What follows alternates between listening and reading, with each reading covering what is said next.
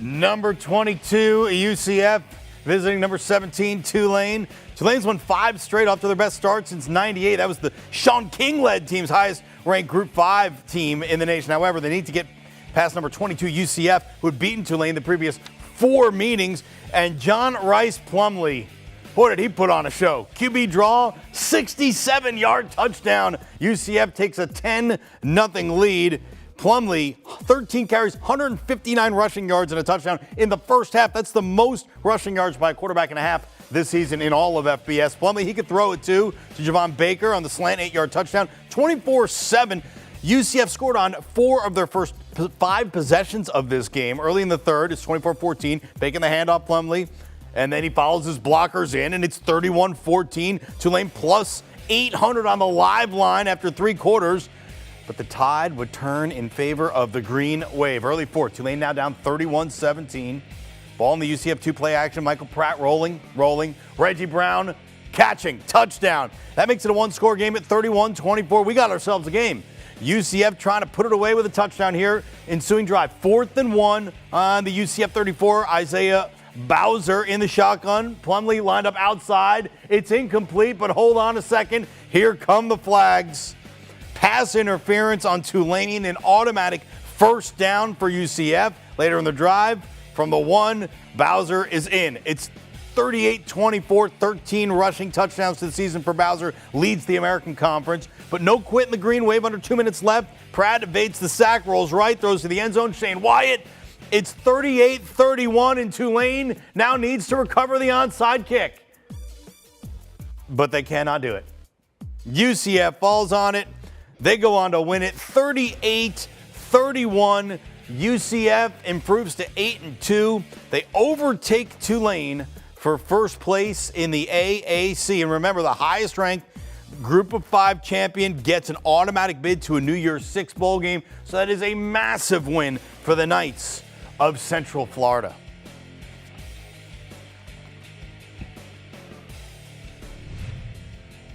And for more on what went down at Yulman Stadium in New Orleans, we bring in the man who brought the late kick to the Big Easy, Josh Pate. Josh, I know you brought the show to this game for a reason. What transpired?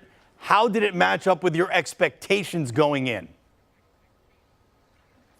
I think the outcome, a 1-possession game, is pretty much what we expected, Russ. I also think that if we were to have seen John Rice Plumlee, it's what we said all week, and we ended up seeing him, his mobility, at least in my mind's eye, was going to make the difference. And yet even I didn't expect him to run wild quite like he did. You read the stats there in the pregame or in the highlight there about all kinds of records set today, and it was weird because he rips off a couple of these long runs like you're looking at right there, and you realize, ooh, that's a big run, ooh, they scored, ooh, they're up, but you don't realize what it does to the stat sheet.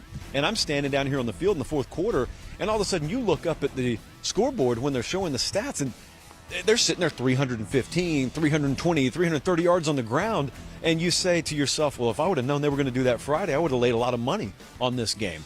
Central Florida now firmly in control in this conference. You got a conference championship game to go, but I think what I looked at coming in here was how battle-tested they were. Remember, Russ, they had already gone on the road and lost a game against East Carolina earlier this year, and I was just in Malzahn's post-game press conference, and he said, look, I didn't have us ready to play that day, so I learned a lot, but I think our team learned a lot, and it's had us in wounded animal mode, back against the wall, no safety net mode for about a month now. That's exactly how they played today. UCF in a good position to play in one of those January the 6 bowl games there at the beginning of the year. How good are they, though, watching them in person? How do they match up with some of the Big 5 teams?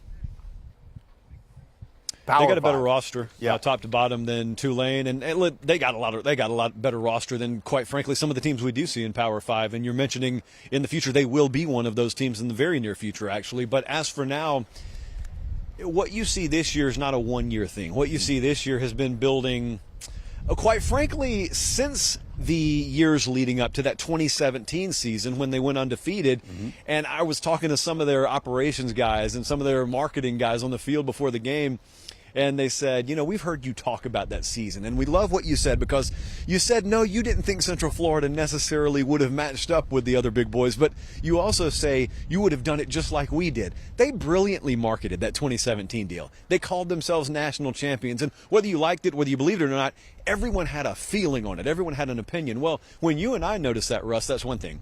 Recruits noticed it too, and it kind of put Central Florida on the map. They had as many fans here today, candidly, as Tulane did, and so there's a lot of energy around the program too, and it reflects itself all these years later when you look at their talent roster. You stand down here on the field, they pass for a Power 5 team. They pass for a Power 5 program. They travel like one. Their traveling party is bigger than other G5, and it just looks like a Power 5 team when they come on the road, and it also helps when you're able to run the ball for over 300 yards. Well, you just opened yourself to a larger conversation we can't get into right now about Scott Frost and what happened to him after he built what he built at UCF, and it didn't follow him to let's not get into that. Josh Pate, we'll talk about it another time, maybe offline. Thank you so much. Enjoy a great night in the Crescent City. And if you want to make sure you're in the know for everything going on in college football, make sure you're subscribed to The Late Kick with Josh Pate. Check it out wherever you get your podcasts.